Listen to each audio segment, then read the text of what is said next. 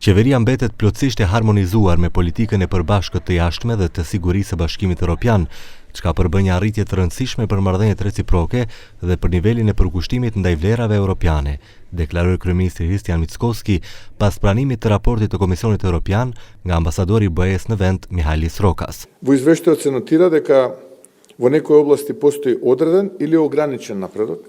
Конкретно нема области со назадување, а во 4 поглавја е забележан добар напредок. Во едно поглавје, слободно движење на капиталот, дури е зголемено нивото на подготовка благодарение на приклучувањето кон СЕПА и спроведувањето на мерките против перење пари и финансирање на тероризам. Комисијата ги поздравува чекорите направени во делот на економијата. Ambasadori Rokas ndonë se pranoi se është bërë një farë përparimi, u ndal të ato fusha ku tha se nuk ka progres dhe se duhet punuar më shumë për të përmirësuar vlerësimet. Ai nuk la pa përmendur edhe detyrimet për ndryshimet kushtetuese. No progress on judicial reforms in the fight against corruption. This remains essential.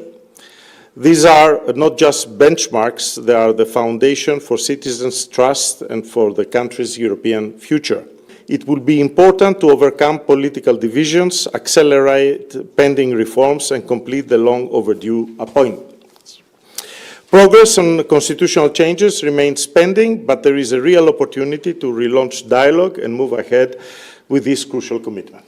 Pas konferencës së dieshme për media të kryetarit të LSDM-s Venko Filipçe, partia opozitare dhe sot vazhdoi me kritika, duke thënë se ky është raporti më i dobët deri më tani, me prapakthim drastik në sundimin e ligjit, me gjyqësor në presion, me luftë efikase kundër korrupsionit dhe stagnim në ekonomi dhe bujqësi.